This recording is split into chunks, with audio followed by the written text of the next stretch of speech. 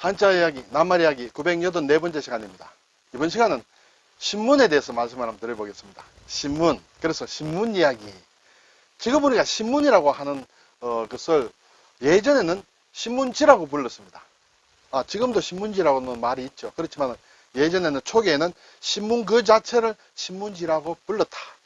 거기에서부터 얘기를 시작을 해보겠습니다. 제가 인터넷을 찾아보니 정성화란 분이 쓴 수필이 있는데, 수필의 제목이 오늘은 신문처럼 내일은 신문지처럼 이런 게 있습니다. 인터넷에 검색하면 한번 나오리라 생각이 됩니다. 흥미있는 글이었습니다.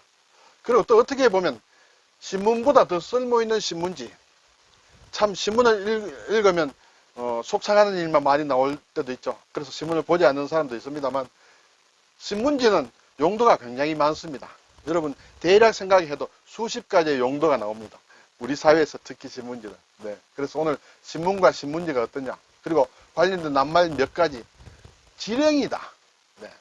호외다, 가판이다, 특종, 낙종, 신문 사절, 사설, 논설, 이런 한자말을 한번 찾아보겠습니다. 그리고 어떤 것은 신문이라고 어떤 것은 일보라고 한다. 이것도 간단하게 한번 생각해 보겠습니다. 네, 한자로 보면 신문은 많이 접하는 글자예요. 새 신자, 새롭다. 그렇죠? 그리고 문은 들을 문이다. 새롭게 들은 것이다. 일종의 뉴스를 얘기하겠죠. 새 신자를 가만히 보면 여기에는 설립자입니다만 원래는 매울 신자다. 매울 신자에서 아랫부분이 생략이 된 것이다. 그리고 나무 목자가 들어가고 도끼 근이 들어갔다. 그렇게 해서 새롭다 하는 뜻이에요. 왜 이것이 새로우냐 하는 것은 제가 여러 번 누차 설명드렸기 때문에 오늘은 생략을 하겠습니다. 그리고 들을 문, 듣는다는 것은 발음이 문문이에요. 귀로 듣습니다. 그래서 귀를 넣으면 들을 문, 입을 넣으면 물을 문, 이렇게 되겠죠. 네, 그래서 신문이다. 신문이라는 낱말을 모르시는 분도 없을 것이고 한자로 이렇게 쓴다는 것도 모르시는 분이 없으리라 생각이 듭니다. 그렇지만 사진 한번 찾아보겠습니다. 우선 신문을 찾으니 새로운 소식이나 견문, 일종의 뉴스라는 것이죠. 글자 그대로입니다. 그렇지만 지금 현재 우리는 사회에서 발생한 사건에 대한 사실이나 해설을 널리 신속하게 전달하기 위한 전기 간행물이다. 그렇죠? 일간이 일반적인데 주간, 순간, 월간으로 발행되는 것도 있다. 1609년에 독일에서 처음 발행했다. 우리나라에서는 1883년에 한성순보 발간이 시초다. 그래서 신문 할 때 신문 한부. 그리고 또 이 신문에는 신문 기사를 실은 종이를 가지고도 신문지를 가리켜서 신문이라고도 한다. 예를 들어 신문을 펴서 바닥에 깔다 이렇게 했을 때 꼭 신문지를 펴라고 얘기하지 않아도 신문을 펴라면 이 종이를 가리킨다. 이래서 사진에도 이렇게 나와 있습니다. 자, 알다시피 신문은 영어로 뉴스페이퍼입니다. 페이퍼입니다. 그렇죠? 페이퍼는 종이죠. 신문은 뉴스라고 볼 수 있습니다. 그래서 사실은 뉴스페이퍼를 정확하게 그대로 직역을 하면 신문지가 됩니다. 그렇죠? 네. 그래서 초기에는 신문이 한자 문화권 들어와서 특히 우리나라나 일본에서는 뉴스페이퍼를 신문지라고 그대로 직역해서 불렀다. 그대로 얘기했다. 그렇게 자꾸 얘기하다 보니까 신문지 이렇게 얘기하다 보니까 신문으로 줄였어요. 그냥 신문 이렇게 얘기하게 됨에 따라서 나중에는 신문지는 단지 신문을 실은 종이를 의미하게 됐다. 이렇게 되겠습니다. 그래서 원래는 신문지가 정식 이름이다. 이렇게 되겠습니다. 그것을 하나의 근거를 보면 우리나라 대한제국의 법률 제1호가 신문지법입니다. 신문지법. 결국 신문법, 지금으로 얘기하면 신문법이다. 신문에 관한 법이다. 언론에 관한 것이다. 이렇게 되겠죠. 신문을 단속할 목적으로 제정된 법이다. 그것이 신문지법이다. 지금으로 얘기하면 신문법을 해야 되겠죠. 일제강점기에 언론의 자유를 억압하는 도구로 이용되었고 또 대한민국 정부가 수립된 후에도 그 효력의 유효 여부로 논란이 거듭되다가 1952년 4월에 신문지법이 폐지가 됐다. 이렇게 되겠습니다. 자, 이제 지령이란 말을 우리가 글쎄요, 요즘 들을 기회가 별로 없습니다만 신문지의 날입니다. 나이, 신문의 나이다. 신문의 나이. 신문이 창간된 이후로 발행한 호수를 말한다. 자, 신문이 보면 맨 위에 보면 몇 호라고 되어 있습니다. 창간호부터 1호, 2호, 3호에서 지금까지 모든 신문은 그렇게 번호를 매깁니다. 그것은 호수다. 그것이 몇 호가 됐느냐는 것이 지령이라고 얘기한다. 령은 이제 나이를 얘기한다. 지령 5천호 기념 특집 기사 뭐 이런 거 볼 수 있습니다. 그리고 또 자료를 보니 예를 들어 조선일보는 1920년 첫 발간되어 2020년 3월 5일 창간 100주년을 맞이했다. 이렇게 이제 창간 몇 주년 이렇게 얘기할 수도 있고, 그리고 2017년 6월 24일 대한민국 최초로 지령 3만 호를 넘었다. 지령 이렇게 신문의 나이다 이렇게 볼 수 있습니다. 여기에 령은 연령이라고 할 때 령을 쓴다. 글자가 복잡하게 보이지만은 왼쪽에는 이 치자입니다. 이 오른쪽에는 령이다. 왜 이 치자를 넣어서 나이를 얘기하느냐 하면 짐승의 이빨을 본다든지 또는 어린아이의 이를 보면 대략 나이를 짐작할 수 있었다. 그렇게 해서 나이 이 치자가 들어간 이 나이 령자를 써서 연령, 지령 이 령자를 쓰는 낱말이 상당히 많습니다. 찾아보면 이제 연령이다, 고령이다, 그렇죠? 고령, 수령이다. 나무의 나이가 얼마다. 수령 400년 된 고목이다. 이렇게 할 수 있죠. 묘령의 여인이다. 묘령, 그렇죠? 묘한 나이다. 아주 묘한 때의 나이다. 학령이다. 이제 학교 갈 나이가 되었다. 학령. 만으로 뭐 6이다, 7이다. 학령이다. 보령. 임금님의 나이. 보령. 사극을 보면 가끔 들릴 수 있습니다. 보령. 또는 뭐 왕세자 나이라든지 아주 귀한 나이다. 마령. 말 나이다. 이것은 자기의 나이를 낮춰서 이러는 말이다. 마령. 예. 이것은 마치라고도 한다. 이 치자. 아까 말씀드린 대로 짐승의 이빨을 보면 몇 살인지 대략 알 수 있다. 이렇게 되어서 이 치자를 써서 나이를 가리킬 수도 있고, 이 치자가 들어간 령자를 써서 나이를 얘기하기도 한다. 연령은 대신에 연치라고도 한다. 이것은 연령을 좀 높여 부르는 말이다. 이렇게 되겠습니다. 자, 그리고 이제 호외라는 말을 보겠습니다.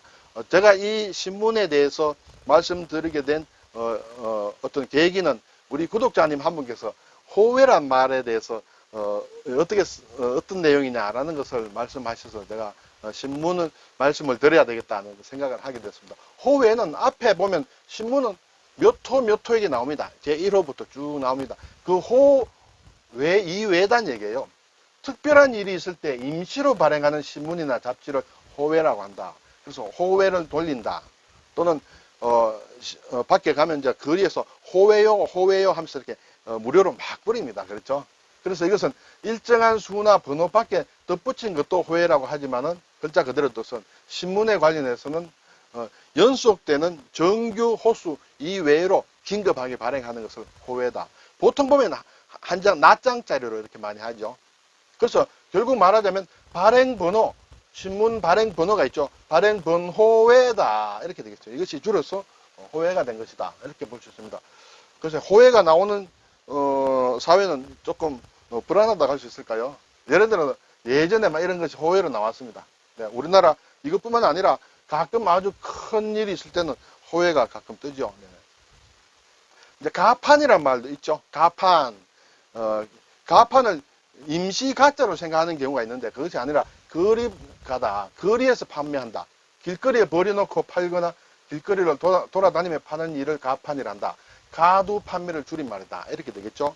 요즘은 글쎄요.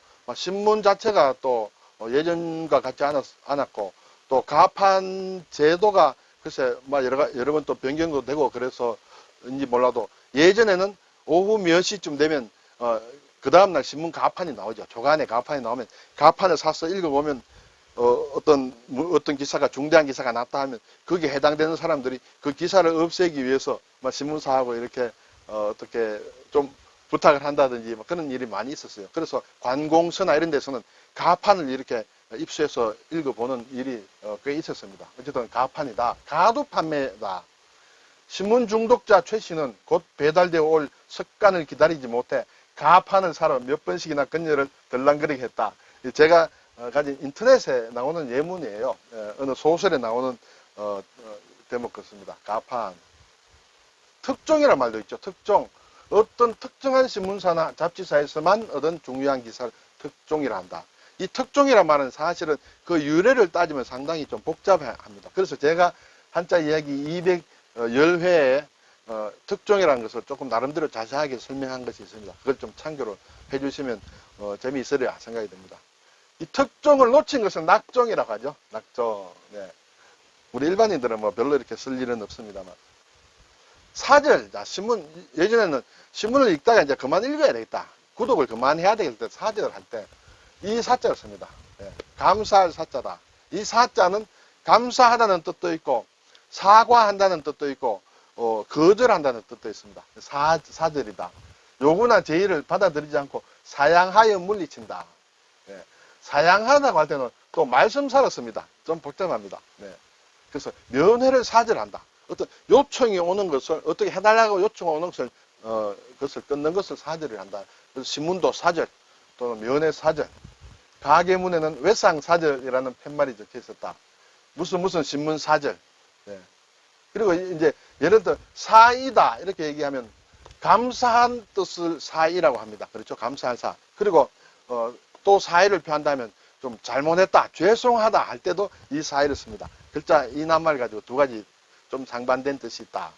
그리고 여기에 또 사이는 그만둔다, 사표를 낸다, 나 그만두겠다는 그런 뜻의 사이다.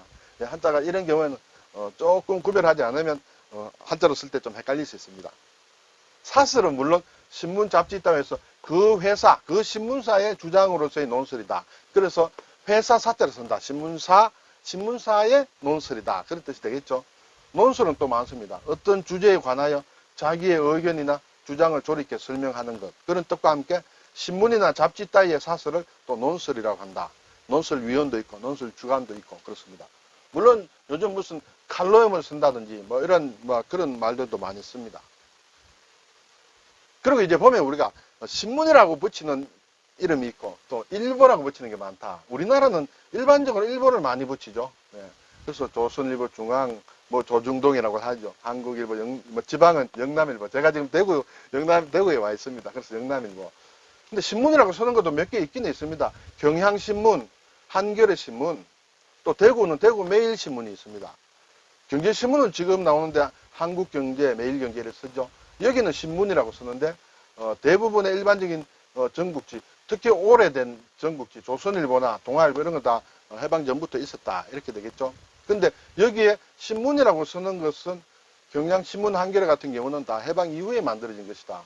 어쨌든 이런 특색이 있는데 또 하나의 특색은 일본 같은 경우에는 거의 대부분의 전국지가 일보라는 게 없고 거의 다 신문으로 쓴다. 아사히다, 요미우리다, 마이니치다, 산케이다. 이것이 왜 이렇게 쓰는지는 제가 여러 경로로 좀 알아보려고 했는데 답을 못 얻었어요. 어쨌든 어떤 데는 신문이라 쓰고 일보라가 쓰는 것이 일반적이다는 것을 말씀드립니다. 네, 오늘 신문 그리고 신문지, 지금은 신문지가 종이를 뜻하는 의미로 바뀌었지만 원래는 신문지라고 했다라는, 그것이 지자를 빼고 줄여서 그냥 신문으로 했다 이렇게 되겠습니다. 그리고 지령, 호외 이런 것을 한번 살펴봤습니다. 감사합니다.